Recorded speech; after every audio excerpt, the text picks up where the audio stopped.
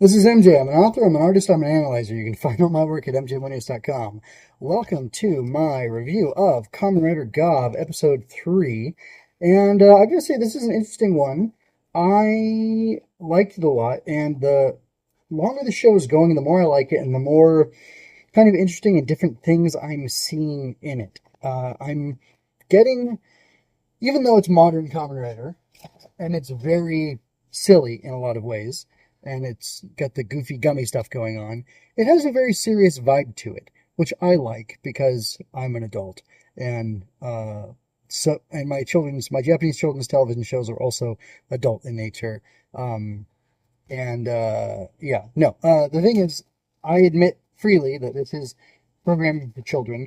I just think the differences in culture makes it more enjoyable, more palatable for somebody of my tastes, despite the fact that I'm not a little kid anymore. Uh, and I think there's like some mature storytelling going on here. Definitely, like the subject matter is, I don't know if you'd say it's mature, but it's more adult.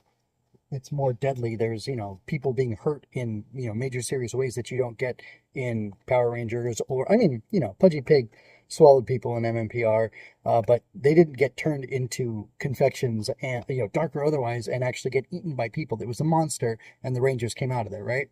So there's a big difference. There's a big difference between what we got then and what we're getting now, and what would be acceptable on kids' TV today in America, for example. So I don't think this is easy to adapt. If they were hitting them with the tongue and sending them to the shadow realm or the kitchen realm or something like that, they send them to the pantry zone. That would be one thing. But they're literally eating these people or turning them into materials to be used to be eaten by other monsters or by humans, I guess. It's a little confusing. The part-timers, I don't quite understand the nature of them. I'm pretty sure I'm not meant to yet understand the nature of them because that's part of the overall mystery of the show going forward. And I kind of like that. I think it's interesting what we're seeing in the little bits that we're learning about the world as we continue to go through it. There's lots of little seeds being sown.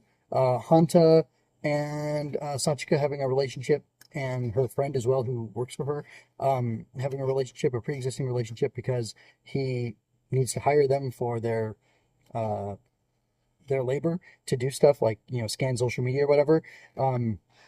It's interesting. The fact that he has like this almost father-son relationship with his boss at the newspaper kind of makes me nervous. Oh man. I'm at Guyver on the brand again. Shows blaming himself for everything, even that which is my fault, even Tokusatsu. Uh, Tokusatsu, in Guyver, in the OVA, I don't know about the manga, in the OVA from 99 or whatever, the one that Tom Fawn and the granddaddy of voice actors. Hey there, Space Cowboy. Steve Bloom. Steve Bloom and Tom Fawn and Melissa Fawn, yeah, who are brother and sister, were in that together. And was Dorothy Melinda? I don't think she was. Anyway, so they were in that adaptation of Guyver, and in it, the main character, Sho Fukumachi, who becomes the Guyver, and his friend, who are high school students, they get this alien armor, this alien thing, and then there's a group of monsters that are part of the Kronos Corporation who go after them, and they go against Sho's instinct to this newspaper, to Takusato, who's this newspaper man, and he doesn't want to run with the story until Sho transforms into the Guyver right in front of him, causes some damage, because when he has like a offensive transformation, there's like a bubble of destruction that goes around him, which is pretty dope. Anyway, and Tetsuro rather blames himself for the fact that that office gets blown up, which he's kind of to blame for it. But more importantly, I'm thinking this. I get kind of these newspaperman vibes, this like media company vibes going on with this, and it's very possible that we could see Stomach Inc. attack Hunter,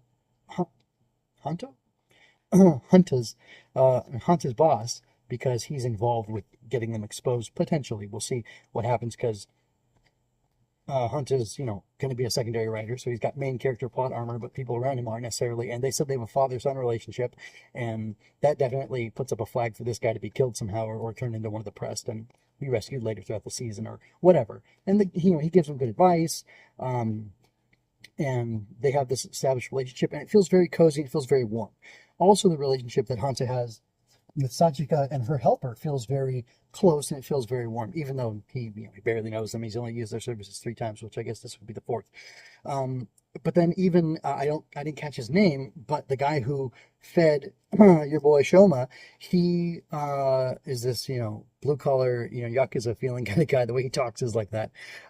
He uses those Japanese speech patterns, and he feels very cozy as well. He feels like he's a laborer. Maybe he'll go work for for what is it? Kiki's Delivery Service. It's Sachika's Sunshine Laborer or Sunshine Helpers or whatever it is. Anyway, Sunshine Handyman. He might go work for them. You never know. He's got the background for it, but like he feels very cozy, and like that relationship between them feels really, I don't know, lovely and nice. And Shoma believes in him so much that he says. He's putting on a front saying like, oh, I just did this to help my boss, or the guy I owe help to. And Shoma turns that around on him and says, well, did you help me just so I'd help you? Kind of implying, and then we see it pay off later at the end of the episode. Did your boss help you just so that you would help him, or did he help you because he genuinely wanted to and he's a good person, and so are you? And anyway, it's like interesting. We get these really warm relationships. We've got this dark background of humans are being turned into food, essentially, for monsters and probably other humans too. And which isn't kind of like what was going on in Kamen Rider Black Sun. I never finished that. I plan to for my birthday this year, but we'll see. Because I like Kamen Rider Black so much. But it's a long episode. It's kind of bleak. I don't feel like Kamen Rider Black is bleak, so I feel like it kind of goes against the spirit of Kamen Rider Black. But whatever, we'll see. I really do want to watch it. Anyway, but yeah, this concept of eating people literally. Didn't they do the same thing in Amazon's? What's with eating people? Anyway, but like that's all very dark. But it's also, on the other hand, on the good side, it's all very warm and cozy, and I really like that. And Shoma's just like such a positive person, even though he grew up in negative circumstances. It seems like his mother gave him a lot of love and a lot of attention and affection and care, and like maybe she instilled in him like very strong morals of not hurting people and not taking their stuff, which I fully support, fully believe in. And that's funny. And it like carries through for him. Like he doesn't hurt blue collar Yakuza guy when he could, to take the money away from him or anything like that. And he saves him. And he just tells him to stay on the straight and narrow, is the subs that I got said that. And he just wants people to be good, and he wants to help them, and he wants to, I don't know, he just wants to be a good guy, and it's really nice. And he even gives the villains a chance to save their lives, which I think I brought up earlier. And if I didn't, other people said it. I've said it in short before, I believe, or in a short video before, and it's really compelling stuff. It's really good. It's really like beautiful and hopeful and positive and optimistic, and I really like that about the series. Which that definitely fits in with the snack food, junk food vibe. But even Mr. Blue Collar, he buys him food and he tells him he has to eat real good solid food and save snacks for special occasions. Like even that's good and that's wholesome. It's odd that like it's got such a dark setup, but it's also a very wholesome show, and I really like that so far, and I hope that continues because I think it's a really good thing. And I think having that the hero be wholesome and having the people around him be wholesome and loving and good, and facing this really deep darkness, this really like grim enemy, I like that better. I don't think the hero needs to be as grim as his foes in order to defeat them. um the city is my snack. Like we don't need Gavv crying in the rain on top of a gargoyle looking over the city. We don't need that. Anyway, that's all I have to say for now. Like, subscribe, share. Check out my other Tokusatsu stuff. I'm talking about Ultraman Arc. I talked about Ultraman Blazar this year in rapid succession, and I've got a bunch of other Tokusatsu stuff. You can find all my work at mjwinners.com. I'm also talking about Digimon, and you can see some of my Digimon artwork as I was talking about Digimon Comic Volume 1 Recollection. There's a short you can find again on the channel. So anyway, until next time, folks, take care, be well. Don't eat people! I hope you enjoyed that. Subscribe to keep up with me. Like and share to help me reach more people like you. And go to mjmunoz.com to find your next favorite thing. And don't forget to let your voice be heard.